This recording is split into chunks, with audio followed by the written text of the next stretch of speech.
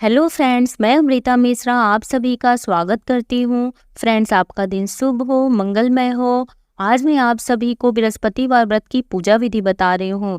इस दिन बृहस्पति भगवान जी की पूजा की जाती है। इस दिन एक ही समय भोजन करना चाहिए। इस दिन नमक नहीं खाना चाहिए। जो लोग व्रत करते हैं उनके लिए, जो लोग नहीं करते वो उसे पूजा भी कर सकते हैं। पीले वस्त्र धारण करना चाहिए। उस दिन भोजन में पीले चने की दाल खाना चाहिए। उस दिन भगवान जी को पीले फूल अर्पण करने चाहिए। उस दिन पीले रंग का फूल, चने की दाल, पीले कपड़े तथा पीले चंदन से भगवान विष्णु जी की पूजा करनी चाहिए। पूजा के पश्चात कथा सुनना चाहिए। इस व्रत के करने से बृहस्पति जी अति प्रसन्न होते हैं तथा धन और विद्या का लाभ होता है। स्त्रियों के लिए यह व्रत अति आवश्यक, इसलिए हर स्त्री को हर बृहस्पतिवार को यह व्रत जरूर करना चाहिए। बृहस्पतिवार व्रत कथा। प्राचीन समय की बात है। भारत में एक राजा राज्य करता था। वह बड़ा ही प्रतापी तथा दानी था। वह नित्य प्रति मंदिर में भगवत दर्शन करने जाता था। वह ब्राह्मण और गुरु की सेवा किया करता था। उसके द्वार से कोई भी याचक निराश होकर नहीं लौटता था। प्रत्येक गुरुवार को व्रत रखता पूजन करता था। हर दिन गरीबों की सहायता करता था। परंतु यह सब बातें उसकी रानी को अच्छी नहीं लगती थी। व्रत करती और न किसी को एक भी पैसा दान में देती थी। वह राजा से भी ऐसा करने को मना किया करती थी। एक समय की बात है कि राजा शिकार खेलने वन को चले गए। घर पर रानी और दासी थी। उस समय गुरु बृहस्पति साधु का रूप धारण कर राजा के दरवाजे पर भिक्षा मांगने आए। साधु ने रानी से भिक्षा मांगी तो वह कहने लगी, हे साधु महाराज, मैं इस दान और पुण्य से तंग आ गई हूँ। इस कार्य के लिए तो मेरे पति देव ही बहुत हैं। अब आप ऐसी कृपा करें कि सारा धन नष्ट हो जाए तथा मैं आराम से रह सकूं। साधु रूपी बृहस्पति देव ने कहा, हे देवी, तुम बड़ी विचित्र संतान और धन से कोई दुखी नहीं होता है। इसको सभी चाहते हैं। पापी भी पुत्र और धन की इच्छा करता है। अगर तुम्हारे पास धन अधिक है तो भूखे मनुष्यों को भोजन कराओ, प्याऊ लगवाओ, ब्राह्मणों को दान दो, धर्मशालाएं बनवाओ, कुआं, तालाब, बावड़ी, बाग बगीचे आदि का निर्माण कराओ तथा निर्धनों की कुंवारी कन्याओं का विवाह कराओ। साथ ही यज्ञ आदि करो। इस प्रकार के कर्मों से आपके कुल का और आपका नाम परलोक में भी सार्थक होगा एवं तुम्हें भी स्वर्ग की प्राप्ति होगी। परंतु रानी साधु की इन बातों से खुश नहीं हुई। उसने कहा, हे साधु महाराज, मुझे ऐसे धन की आवश्यकता नहीं जिसको मैं अन्य लोगों को दान देती फिरूं तथा जिसको रखने और संभालने में ही मेरा सारा समय नष्ट हो जाए। साधु ने कहा, हे देवी, ऐसी ही इच्छा है तो जैसा मैं तुम्हें बताता हूँ तुम वैसा ही करना। बृहस्पतिवार के दिन घर आंगन को गोबर से लिपना, अपने केसों को पीली मिट्टी से धोना, केसों को धोते समय स्नान करना, राजा से कहना वह हजामत करवाए, भोजन में मांस मदिरा खाना, कपड़े धोबी के हाथ धुलने देना। इस प्रकार 7 बृहस्पतिवार करने से तुम्हारा सारा धन नष्ट हो जाएगा। यह कहकर साधु महाराज रूपी बृहस्पति देव अंतर ध्यान हो गए। रानी ने साधु के कहने के अनुसार 7 बृहस्पतिवार तक वैसा ही करने का विचार किया। साधु के बताए अनुसार कार्य करते हुए केवल 3 बृहस्पतिवार ही बीते थे कि उसकी समस्त धन संपत्ति नष्ट हो गई। भोजन के लिए दोनों समय परिवार तरसने लगा तथा सांसारिक भोगों से दुखी रहने लगा। तब राजा रानी से कहने लगा कि हे रानी, तुम यहाँ पर रहो, मैं दूसरे देश को जाता हूँ, क्योंकि यहाँ पर मुझे सभी मनुष्य जानते हैं, इसलिए मैं यहाँ कोई काम नहीं कर सकता। मैं अप्रदेश जा रहा हूँ, वहाँ कोई काम धंधा करूँगा, शायद हमारे भाग्य बदल जाए। ऐसा कहकर राजा प्रदेश चला गया। वह वहाँ जंगल से लकड़ी काट कर लाता और शहर में इस तरह जीवन व्यतीत करने लगा। इधर राजा के बिना रानी और दासियां दुखी रहने लगी। किसी दिन भोजन मिलता और किसी दिन जल पी रह जाती। एक समय रानी और दासियों को 7 दिन बिना भोजन के व्यतीत करने पड़े तो रानी ने अपनी दासी से कहा, हे दासी, यहाँ पास ही के नगर में मेरी बहन रहती है, वह बड़ी धनवान है, तू उसके पास जा और वहां से 5 सेर बेलन मांग कर ले आ, जिससे कुछ समय के लिए गुजारा हो जाएगा। दासी रानी की बहन के पास गई। रानी की बहन उस समय पूजा कर रही थी। बृहस्पतिवार का दिन था। दासी ने रानी की बहन से कहा, हे रानी, मुझे आपकी बहन ने भेजा है, मुझे 5 से बेझर दे दो। दासी ने यह बात अनेक बार कही, परंतु रानी की बहन ने कोई उत्तर नहीं दिया, क्योंकि वह उस समय बृहस्पतिवार की कथा सुन रही थी। जब दासी को रानी की बहन से कोई उत्तर नहीं मिला तो वह बहुत दुखी हुई। उसे क्रोध भी आया। वह लौटकर रानी से बोली, हे रानी, आपकी बहन बहुत ही घमंडी है, वह छोटे लोगों से बात भी नहीं करती। मैंने उससे कहा तो उसने कोई उत्तर नहीं दिया। मैं वापस चली आई। रानी बोली, हे दासी, इसमें उसका कोई दोष नहीं है। जब बुरे दिन आते हैं तब कोई सहारा नहीं देता। अच्छे बुरे का पता विपत्ति में ही लगता है। जो ईश्वर की इच्छा होगी वही होगा। यह सब हमारे भाग्य का दोष है। उधर रानी की बहन ने सोचा कि मेरी बहन की दासी आई थी, परंतु मैं उससे नहीं बोली, इससे वह बहुत दुखी हुई होगी। अतः कथा सुन और विष्णु भगवान का पूजन समाप्त कर वह अपनी बहन के घर आई और कहने लगी, हे बहन, मैं बृहस्पतिवार का व्रत कर रही थी। तुम्हारी दासी हमारे घर गई थी, परंतु जब तक कथा होती है तब तक हम लोग न उठते और न बोलते हैं, इसलिए मैं नहीं बोली। कहो दासी क्यों गई थी? रानी बोली, बहन, हमारे घर अनाज नहीं था। वैसे तुमसे कोई बात छिपी नहीं है, इस कारण मैंने दासी को तुम्हारे पास 5 सिर बेजर लेने के लिए भेजा था। रानी की बहन बोली, बहन देखो, बृहस्पति भगवान सबके मनोकामना पूर्ण करते हैं। देखो, शायद तुम्हारे घर में ही अनाज रखा हो। यह सुनकर दासी घर के अंदर गई और वहां उसे एक घड़ा बेजर का भरा मिल गया। उसे बड़ी हैरानी हुई क्योंकि उसने एक एक बर्तन देख लिया था। उसने बाहर आकर रानी को बताया। रानी अपनी दासी से कहने लगी, हे रानी देखो, वैसे हमको जब अन्न नहीं मिलता तो हम रोज ही व्रत करते हैं। अगर इनसे व्रत की विधि और कथा पूछ ली जाए तो उसे हम भी कर लिया करेंगे। दासी के कहने पर रानी ने अपनी बहन से बृहस्पतिवार के व्रत के बारे में पूछा। उसकी बहन ने बताया, हे रानी बहन, बृहस्पतिवार को सूर्योदय से पूर्व उठकर स्नान करके बृहस्पतिवार का व्रत करना चाहिए, लेकिन उसे सिर नहीं धोना चाहिए। बृहस्पतिवार के व्रत में चने की दाल और मुनक्कुश से विष्णु भगवान के केले के वृक्ष की जड़ से भोजन करें तथा दीपक जलावें। उस दिन एक ही समय भोजन करें। भोजन पीले खाद्य पदार्थों का तथा कथा सुने। इस प्रकार करने से गुरु भगवान प्रसन्न होते हैं, अन्न पुत्र धन देते हैं। इस तरह व्रत और पूजन की विधि बताकर रानी की बहन अपने घर लौट गई। रानी और दासी दोनों ने निश्चय किया कि वे बृहस्पति देव भगवान का पूजन जरूर करेंगी। 7 दिन बाद जब बृहस्पतिवार आया तो उन्होंने व्रत रखा। घुड़साल में जाकर चना और गुड़ पिलाई तथा उसकी दाल से केले की जड़ में विष्णु भगवान का पूजन किया।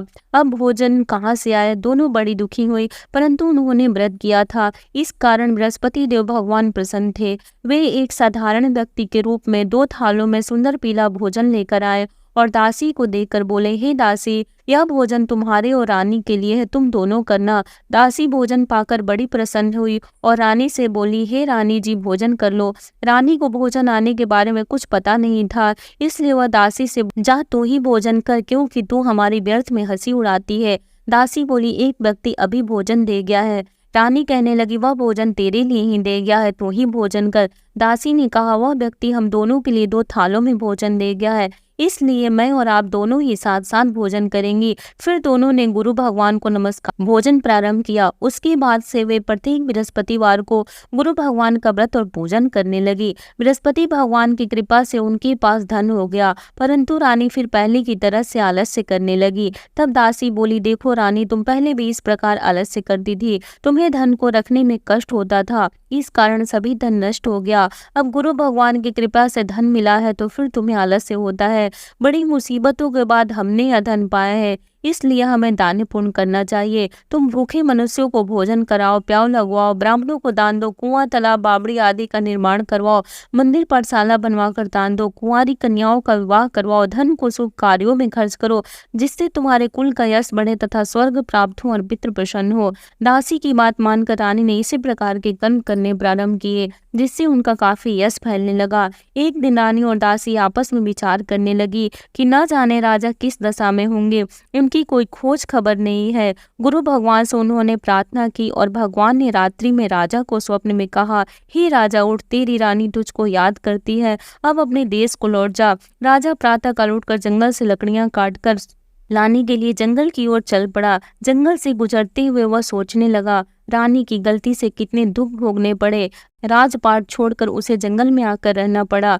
जंगल से लकड़ियां काटकर उन्हें बेचकर गुजारा करना पड़ा। उसी समय उस जंगल में बृहस्पति देव एक साधु का रूप धारण कर आए और राजा के पास आकर बोले, हे लकड़हारे, तुम इस सुनसान जंगल में किस चिंता में बैठे हो?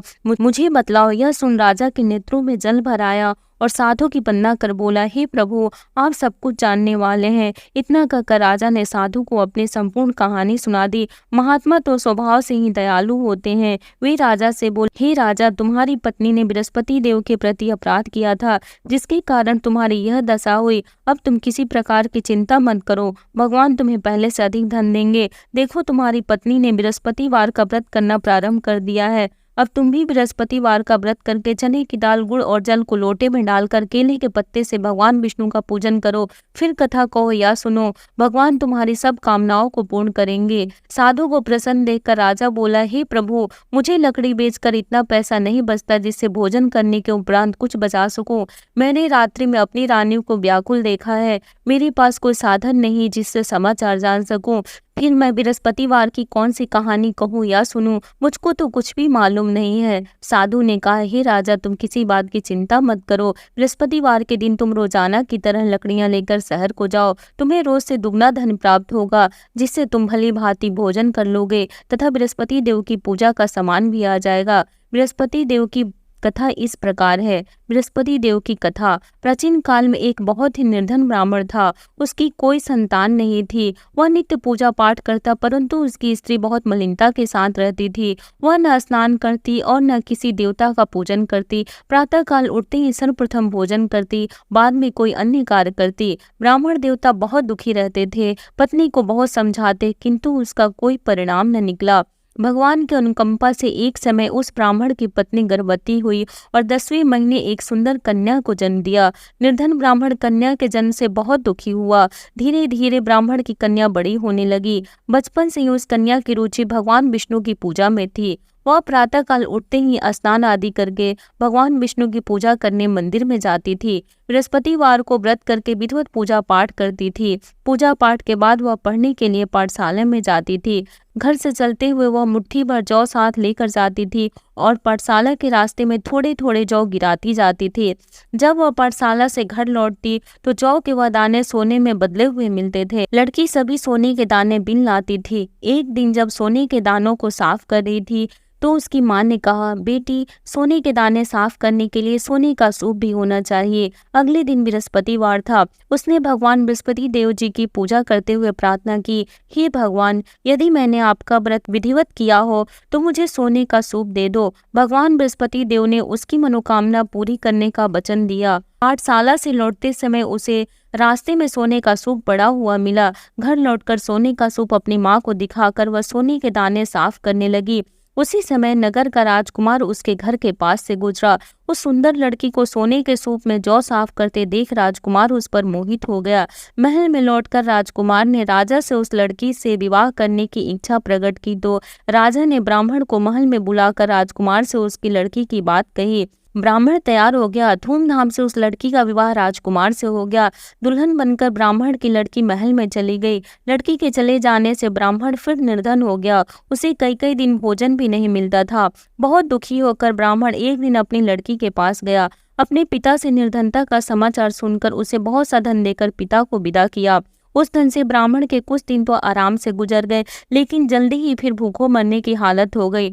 ब्राह्मण अपनी लड़की से धन लेने के लिए फिर महल में पहुंचा।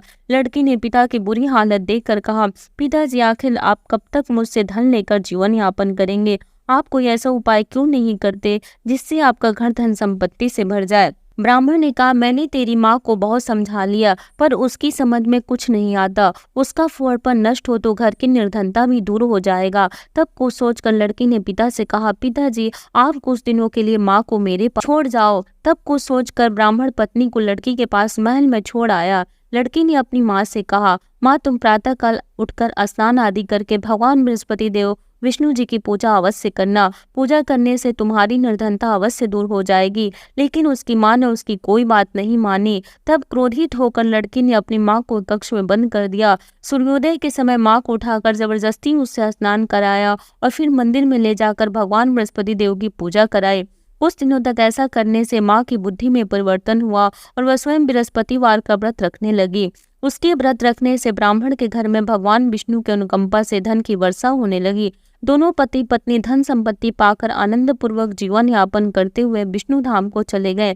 लकड़हारा राजा ने उन साधु से भगवान बृहस्पति देव जी की यह कथा सुनकर बृहस्पतिवार का व्रत करके भगवान विष्णु की पूजा की। उस दिन से उसके सभी क्लेश दूर हो गए। लेकिन अगले बृहस्पतिवार को कामकाज में अधिक व्यस्त रहने के कारण उसने भगवान बृहस्पति देव जी का व्रत नहीं किया। भगवान बृहस्पति देव लकड़हारे से क्रोधित हो गए और उसे भूल की सजा दी। उस दिन नगर के राजा ने नगर में घोषणा करके सबको सूचित किया, प्रत्येक नागरिक मेरे महल में भोजन करने आए। जो नहीं आएगा उसे अपराधी मानकर भारी दंड दिया जाएगा। लकड़हारा बने राजा ने उस नगर के राजा की घोषणा तो सुनी, लेकिन जंगल से लकड़ी काट कर लाने और उन्हें बेचने में देर हो जाने के कारण वह समय पर महल में भोजन करने नहीं जा सका। अतः राजा के सैनिक लकड़हारे को पकड़कर महल में ले गए। राजा ने उसे महल के कक्ष में बैठाकर भोजन कराया। उस कक्ष में खूंटी पर रानी का सोने का हार लटका हुआ था।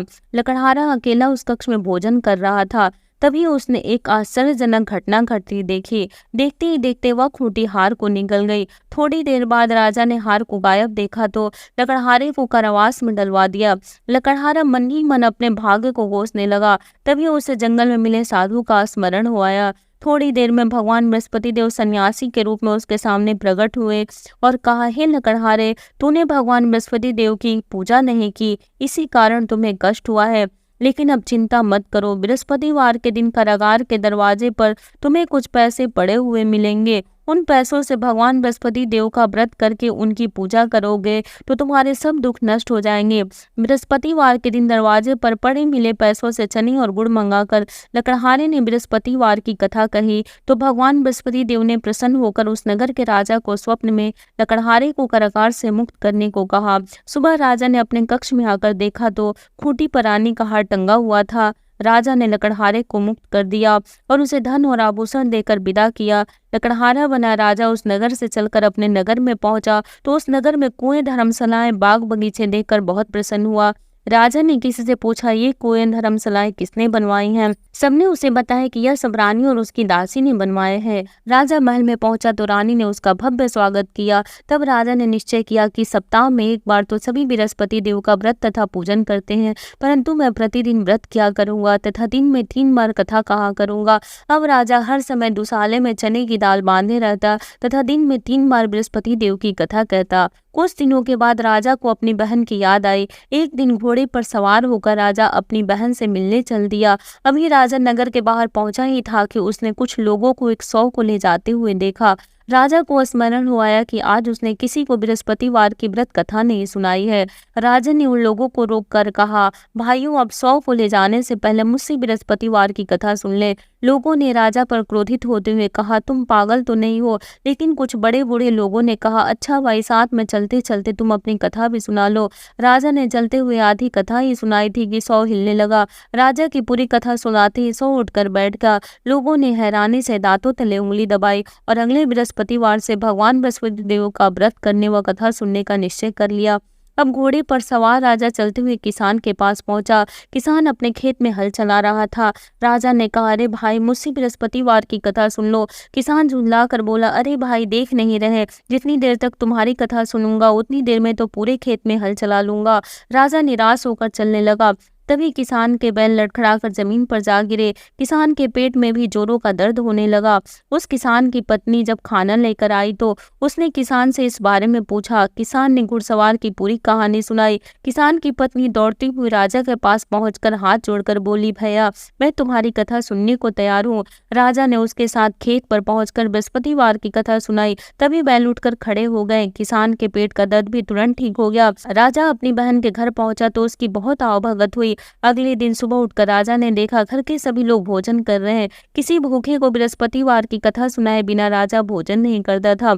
उसने बहन से कहा, बहन, क्या घर में कोई ऐसा व्यक्ति है जिसने अभी तक भोजन न किया हो? उसकी बहन बोली, भैया, हमारे घर में तो क्या आपको पूरे नगर में कोई ऐसा व्यक्ति नहीं मिलेगा जिसने सुबह सुबह भोजन नहीं किया हो। तब राजा ने बहन के घर से निकलकर उस नगर में बिना भोजन किए व्यक्ति की तलाश की। एक गणनीय के घर में उसका बेटा बीमार होने के कारण भूखा रह गया था। राजा ने उसको जाकर बृहस्पतिवार की कथा सुनाई। कथा सुनते सुनते गणरीय का बेटा बिल्कुल ठीक हो गया। सबने राजा की बहुत प्रशंसा की। एक दिन राजा ने अपनी बहन से कहा, बहन, अब हम अपने घर को जाना चाहते हैं। तुम भी हमारे साथ चलो, कुछ दिन वहां रहकर लौट आना। राजा की बहन ने अपनी सास से पूछा तो सास ने ताने देते हुए कहा, वो मायके जाना तो अकेली जाना, मेरे पोतों को नहीं ले जाना। तुम्हारे भाई की कोई संतान नहीं है, कहीं तुम्हारी भाभी मेरे पोतों पर कोई जादू टोना न कर दे। दूसरी कक्ष में बहन की सास की बातें सुनकर राजा दुखी मन से अकेला ही अपने नगर को लौट गया। रानी ने राजा से कहा, आप तो अपनी बहन को साथ लाने की बात कहकर गए थे, फिर बहन को साथ क्यों नहीं लाए? तब राजा ने दुखी होते हुए कहा, रानी हम निसंतान है, इसलिए कोई हमारे घर आना पसंद नहीं करता। रानी ने राजा को समझाया, हे प्राणनाथ, हमें बृहस्पति देव ने सब कुछ दिया है, अब भगवान बृहस्पति देव हमें संतान भी अवश्य देंगे। बृहस्पतिवार को विधिवत व्रत करते हुए राजा रानी ने भगवान बृहस्पति देव से संतान के लिए प्रार्थना की। कुछ दिनों के बाद उन्होंने स्वप्न में दर्शन देते हुए कहा, हे राजन, तेरी मनोकामना अवश्य पूरी होगी। एक सप्ताह बाद ही रानी गर्भवती हो गई। 10वें महीने रानी ने एक सुंदर पुत्र को जन्म दिया। राजा रानी जीवन पर्यंत बृहस्पतिवार का व्रत करते रहे। उनके घर में धन की वर्षा होती रही। इस तरह आनंद पूर्वक जीवन यापन करते हुए राजा रानी भगवान बृहस्पति देव जी की अनुकंपा से मोक्ष को प्राप्त करके सीधे वैकुंठ धाम पहुंच गए। बृहस्पतिवार को विधिवत व्रत करके जो स्त्री पुरुष भगवान विष्णु की पूजा करते हैं, भगवान उनकी सभी मनोकामनाएं पूरी करते हैं। एक बार बोलो विष्णु भगवान की जय। विष्णु प्रिया लक्ष्मी मैया की जय। बृहस्पति देव की आरती। ओम जय बृहस्पति देवा, स्वामी जय बृहस्पति देवा, छिने छिने भोग लगाऊं, कदली फल मेवा। ओम जय बृहस्पति देवा, तुम पूर्ण परमात्मा, तुम अंतर्यामी, जगत पिता जगदीश्वर, तुम सबके स्वामी। ओम जय बृहस्पति देवा, चरणामृत निज निर्मल, सब पातक हरता, सकल मनोरथ दायक, कृपा करो भरता। ओम जय बृहस्पति देवा, तन मन धन अर्पण कर, जो जन शरण पड़े, प्रभु पर गठ तब हो कर, आकर द्वार खड़े।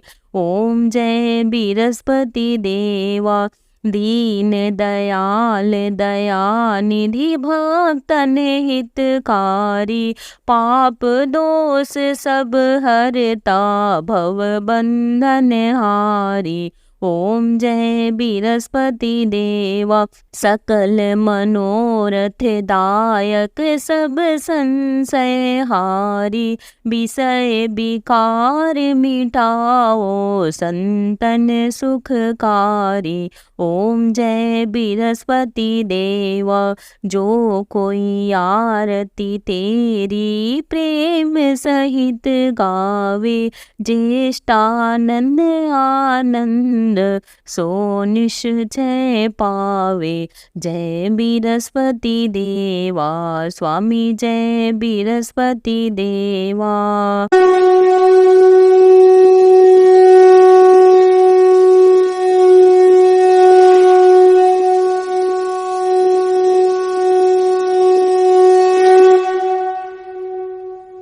एक बार बोलो बृहस्पति भगवान की जय। विष्णु प्रिया लक्ष्मी माता की जय।